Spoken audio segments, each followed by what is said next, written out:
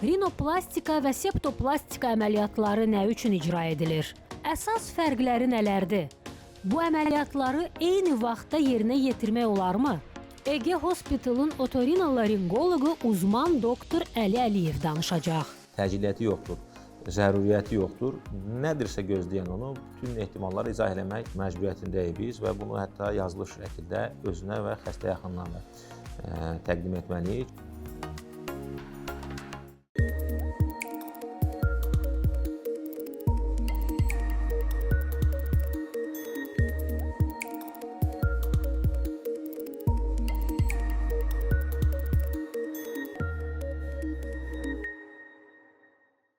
İllərlə Türkiyədə çalışmış və təhsil almış uzman cərrah, mama ginekoloq Aynurə Nəcəfəliyeva artıq Bakıda fəaliyyət göstərir. Hər evdən körpə səsi gəlsin deyərək sonsuzluğun təkrarlanan inkişafdan qalmaları və müalicəsini aparır. Başqa ölkədə qazandığı təcrübəsi ilə ən çətin sayılan sonsuzluqları öz üzərinə götürərək bir çox ailəyə sevinc gətirib. Aynurə xanım qiymət baxımından da sizləri düşünərək dərman daxil 2800 manat endirim kampaniyası ilə davam etdirir. Ginekoloq eyni zamanda riskli hamiləliklərin təqibi, təbii doğuş, qeysəriyyə və bütün ginekoloji əməliyyatlar, sallanma və sidik qaçırma, vaginoplastika, miyoma, polip, kista, polikstoz və başqa əməliyyatları da həyata keçirir. Aynurə xanımın peşəkarlıq fərqi əməliyyatları qapalı, vaginal, laparoskopik olaraq icra etməsidir. Ünvan Bakı Ege Hospital, əlaqə nömrəsi 050 970 97 49.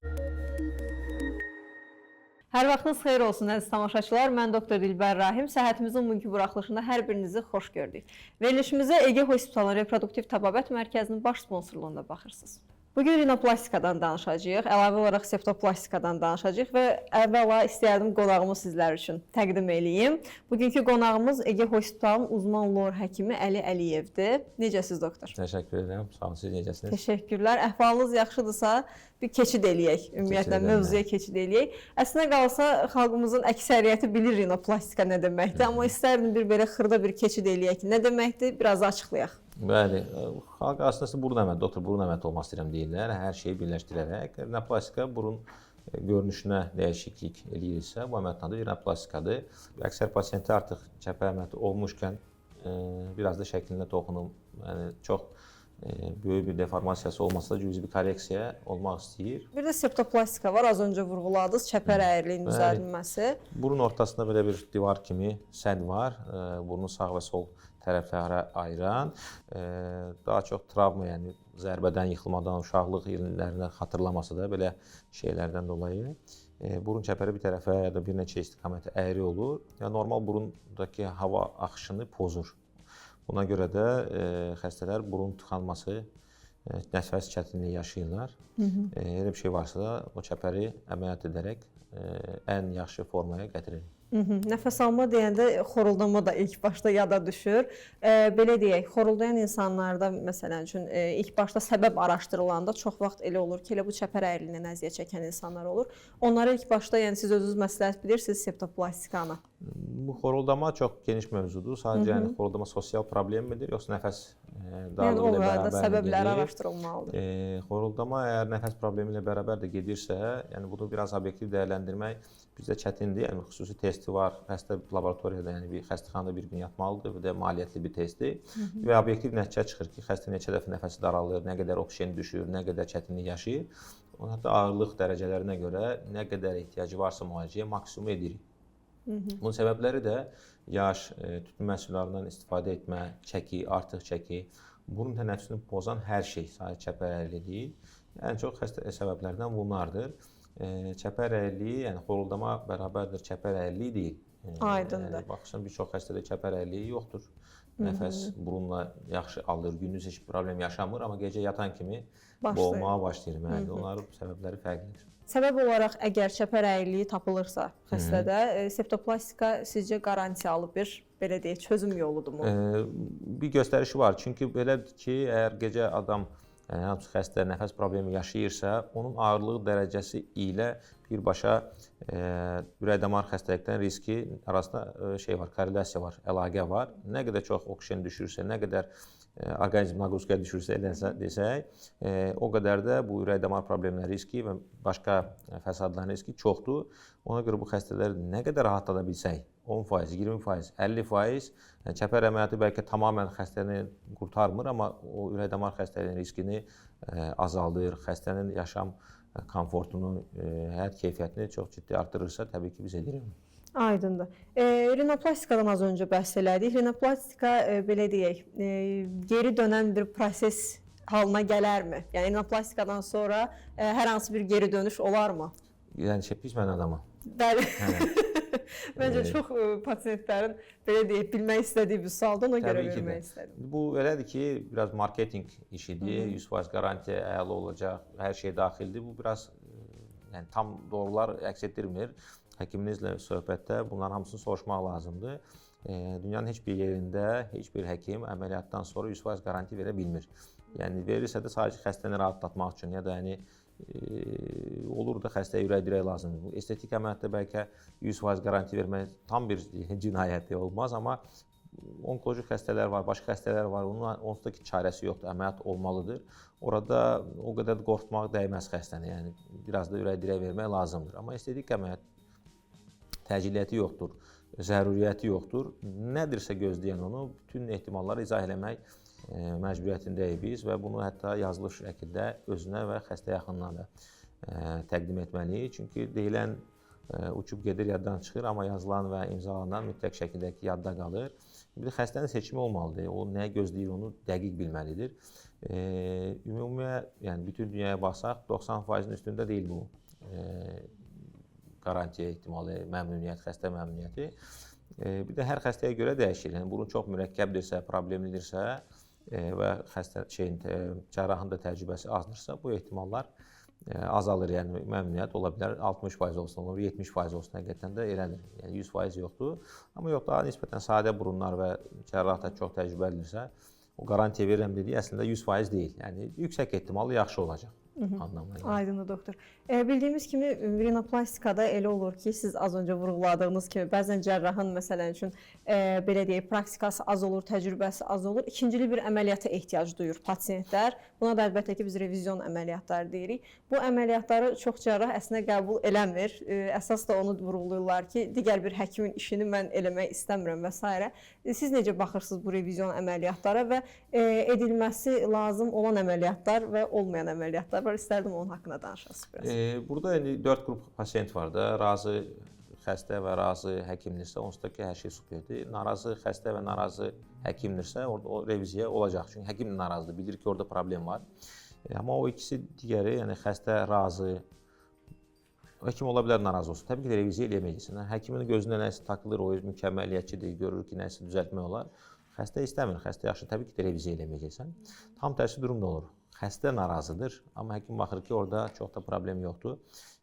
Bunları reviziya eləmirik.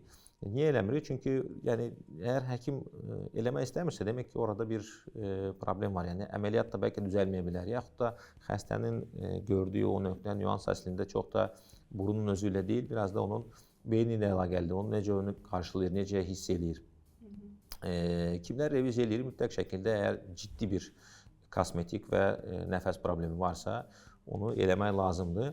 Sadəcə başqasının əməliyyatını etmək sürprizlərlə qarşılaşa bilərsən. Çünki çeşidli yüzlərlə texnikalar var. O xəstə əməliyyatda nələr yaşayıb, nələr olub, necə sağalıb. Yəni, başqa həkimdən dolayı olduğu üçün əməliyyat, yəni onun əməliyyatını almaq ekstra bir riskdir. Amma təbii ki də yəni, tendensiya odur ki, çox adam əməliyyat olur və reviziyaların sayı da ümumi olaraq artır. Bundan qaçılmaz bir nəticədir. Onu eləmək lazımdır. Göz əməliyyatlarında əsasən göstəriş belədir ki, 18 yaşına çatmamış edilən əməliyyatlar əsasən miopiya ilə əlaqədar olan əks göstəriş olaraq sayılır. Deyirlər ki, 18 yaş tamamlansın, sonra artıq baxarıq vəziyyətə. Rinoplastikada bu necədir? Yəni əsas olur həkimlər bu məsələyə necə baxırlar? Burada hər hansı bir kəskin sərhəd yoxdur ki, mütləq 18 yaş olsun, mütləq 20 yaş olsun. Təbii ki də bir 18-20 yaşı biz gözləyirik. Ki, fiziolojik olaraq inkişaf dönəmi var, burunun böyüməsi, amma ən önəmlisi rinoplastikada, yəni nəfəs problemi deyil də estetik dəyişiklik istəyən pasiyentdə bunun zehni inkişafıdır. Yəni elə insan var ki, 18 yaşında tamamilə özünə güvənən, özünün həyatda ayaqüstə duran bir insandırsa, orada sərhəd artıq qoymuruq, ola bilər. Amma elə insan var ki, 30 yaşında hələ də anası ilə gəlir, heç bir söz, yəni sual verirsə anası cavab verir. Buna təbii ki də 30 yox, bəlkə 40 yaş sərhədi də müalicə ola bilər. Əlavə olaraq elə buradan başlamışkən əks göstərişləri istəyərdim sizdən soruşum ki, məhz rinoplastikada, eyni zamanda da septoplastikada nə kimi əks göstərişlər var? Əsl əks göstəriş elə yəni Elə az öncə psixolojikdir, vurguladığınız. bu ən önəmli şeydir. Amma tibbi əks göstərişlər də var. Xəstənin çox ciddi bir qanaxma problemi varsa, qan xəstəliyi varsa ya da onkoloji xəstəlikdir, yəni 1 illik, 2 illik qalıb, yəni onun üçün rinoplastik eləmək anlamı yoxdur. Amma mütləq əks göstəriş sadəcə çox ciddi qanaxma problemidir. Başqa da çox da yoxdur açıqcası. Bu həkim ilə xəstə arasındakı münasibətə bağlıdır. Əgər onlar yəni həkim hər şeyi izah edir, nələr gözlədiyini bilirsə, bəzi xəstəliklərin əks göstəriş sayılmaması da olar. Yəni çünki bunlar kitabda biriləri yazırsa da, yəni həkim sonuçta yazır. Biz də təcrübə ilə bunlara edinirik. Elə əsl əks göstəriş yaşlı və psixolojik problemlərdir. Ümumiyyətlə rinoplastikada nə kimi faktorlar önəmlidir? Sizin fikrinizcə bir həkim kimi, məsələn üçün burundan buruna əlbəttə ki fərq eləyər. Pasiyentlər deməyim də tamaşaçılarımız üçün belə açıqlayıcı belə deyək, həmin o faktorları açıqlasaq yaxşı olar. Bir insan güzgüyə baxır, şəklinə baxır və narazıdırsa burnundan, bu artıq bir səbəbdir. İkinci səbəb də təbii ki bununla bərabər, bununla yanaşı ciddi nəfəs problemi. Çox sayda insan var plastik cərrahi, yəni estetik burun əməliyyatı eləyən. Onların səhifələrini izləyərək hansı burun tipinə bəyənirsə, hansı cərraha güvənirsənsə ona getdikdən sonra bir konsultasiya var, ilkin söhbət. O söhbətdə hər şey çıxır onsuz da ki, həkim deyir ki, bəli, burada düzəldə biləcəyimiz şeylər var və obyektiv olaraq xəstənin gözlədiyi həkimin tərəfindən qarşılana bilirsə, demək ki, buyurun əməliyyat olun. Amma yox, həkimin elədiyini xəstə bəyənmirsən, səhifəsindəki burunlar deyil, başqa həkimlərin burunlarını göstərirsə, bunu da eləməmək lazımdır. Və ən önəmlisi də bəzən xəstə gəlir ki, burnun dəyişikliyini istəyir, amma bu çox real deyil, mümkün deyil. Xəstənin biz bundan bunu yarada bilmərik. Yarada bilmərik. Yəni A nöqtəsindən B nöqtəsinə gəlmək üçün o məsafə müəyyən qədər olmalıdır, daha çox deyil. O şəkildə çox çətin bir seçimdir əslində, yəni tamamilə fərdidir. Və bir görüşdə bəzən o problemlər ortaya çıxmır. Bir neçə dəfə həkim ilə pasiyent görüşməlidir ki, həqiqətən ən yaxşı nəticə olsun. Yəni həkim əməliyyat etmək lazım olmayan xəstəni anlaya bilsin və tam tərsinə xəstə də anlasın ki, burada olunmu, olmayım. Sizin pasiyentləriniz olub ümumiyyətlə, məsələn, geri göndərmisiniz ki, məsələn üçün bu burun idealdır, mən əl vurmayacağım bu buruna. Təbii ki də. Elə də olub ya da ideal olmayıb, amma əməliyyatdan gözlədiyi nəticəsi obyektiv olmayan, real olmayan xəstələri təbii ki, nəinki mənim, dünyada elədir. Əməliyyat etməyin bir mənası yoxdur. Əksinə daha çox baş ağrısı həm həkim üçün, həm pasiyent üçündür. Doktor, az öncə revizyon əməliyyatlardan danışdıq, əks göstərişlərini və s. onları da soruşdum sizdən. İndi isə istərdim deyəsiniz ki, məhz o revizyon əməliyyatlar nə zaman göstərişdir, nə zaman mütləq edilməlidir? Bütün dünyada reviziyalar var. Bunlar hardasa 2% ilə 10% arasında dəyişir. Yəni 100 əməliyyat, 100 xəstə əməliyyat olubsa, bunun bir neçəsi, en azından ikisi reviziya istəyə bilər və yaxud da ehtiyacı yarana bilər. Çox obyektiv olaraq görüntü, yəni çox əyri qalan burun, çökmüş burun, burun dəliklərində ciddi deformasiya, yəni fərqli sol və sağ burun. Bəzən yara sağalması elə pis olur ki, dərisində çapıq toxumalar əmələ gəlir, burunda ciddi asimetriyalar olur. Bunlar reviziya üçün təbii ki də gərəkli olan xəstələrdir. Niyə çətindir əməliyyat? Bütün mərhələləri daha çətindir. Burunun açılışından başlayaraq bunun rekonstruksiyası hamısı daha çox zaman tələb eləyir və bütün o elementlər daha çətin icra olunur. Bir də içəridə də material qalmır. Çox vaxt o qığırdağı biz başqa yerdən əldə etməliyik. Ən yaxşı qaynaq mənbə qığırdaq qaburğadan alırıq. O da əməliyyatın müddətini uzadır. Bir miqdarda əlavə ağırlaşmalara səbəbiyyət verə bilər. Ona baxmayaraq, təbii ki, əgər ehtiyac varsa, qorxmadan, çəkinmədən edirik. Çünki ehtiyac var, xəstədən xoşbəxt olur. Bunu sadəcə yaxşı izah eləmək lazımdır ki, nələr səni əməliyyatda gözləyir, biz nələr edə bilərik, nələr dəyişə bilər. Ona görə də ən ağır xəstələri reviziya etmək lazımdır. Yoxsa belə həkim gözü ilə baxsan, şəxsən mənim gözü ilə 100 xəstənin 100-ü də reviziya edilə bilər. Yəni hər yerdə bir nöqsan, bir qüsur tapılır. Xüsusilə bir mükəmməliyətçi insansansa, hər yerdə bir qüsur tapırsan. Adi ilə siz öz işinizdən məmnunsunuz, bəli, amma daha yaxşısını istəyə bilərsiniz. Yaxud yaşadığınız evdəki təmirdən məmnunsunuz, bəli, amma daha yaxşısı ola bilər. Burun əməliyyatı, estetik şeylər də elədir ki, nə qədər yaxşısını eləsən də yenə bir nöqsan tapmağı insan istəyir. Daha mükəmməl olsun, daha yaxşıdır. Yəni bu əməliyyat oldum, yaxud hər hansı bir şey etdim, narazıyam, məsələn, normaldır. Yəni hər şeydən razısansa burada bir problem var. Aydındır. Məncə tamaşaçılar üçün də aydın oldu ki, bu əməliyyatlar niyə bağlanır? Əsasda revizyon əməliyyatları. Çətindir. Bəli. Təşəkkür edirəm sizə doktor. Həm məlumatlandırıcı bir verilişə görə, həm bu şəkildə ayırd edilməsini asanlaşdırdığınıza görə ümid edirəm gələn verilişlərdə də sizi burada görə bilərik. Bizim bugünkü qonağımız Ege Hospitalın uzman lor həkimi Əli Əliyev idi. Çox rahatlıqla ona müraciət edə bilərsiniz, konsultasiyasında ola bilərsiniz. Əziz tamaşaçılar, bir verilişin daha sonuna gəldik. Səhhətimiz verilişindən ARB TV ekranlarından həm də sosial media hesablarından baxa bilərsiniz. Suallarınızı isə şərhlər bölməsində qeyd edə bilərsiniz. Səhhətimiz sağlam gələcəyin təminatı. Gələn görüşlərədək. İllərlə Türkiyədə çalışmış və təhsil almış uzman cərrah, mama ginekoloq Aynurə Nəcəfəliyeva artıq Bakıda fəaliyyət göstərir. Hər evdən körpə səsi gəlsin deyərək sonsuzluğun təkrarlanan inkişafdan qalmaları və müalicəsini aparır. Başqa ölkədə qazandığı təcrübəsi ilə ən çətin sayılan sonsuzluqları öz üzərinə götürərək bir çox ailəyə sevinç gətirib. Aynurə xanım qiymət baxımından da sizləri düşünərək dərman daxil 2800 manat endirim kampaniyası ilə davam etdirir. Ginekoloq eyni zamanda riskli hamiləliklərin təqibi, təbii doğuş, qeysəriyyə və bütün ginekoloji əməliyyatlar, sallanma və sidik qaçırma, vaginoplastika, miyoma, polip, kista, polikstoz və başqa əməliyyatları da həyata keçirir. Aynurə xanımın peşəkarlıq fərqi əməliyyatları qapalı, vaginal, laparoskopik olaraq icra etməsidir. Ünvan Bakı Ege Hospital. Əlaqə nömrəsi 050 970 97 49.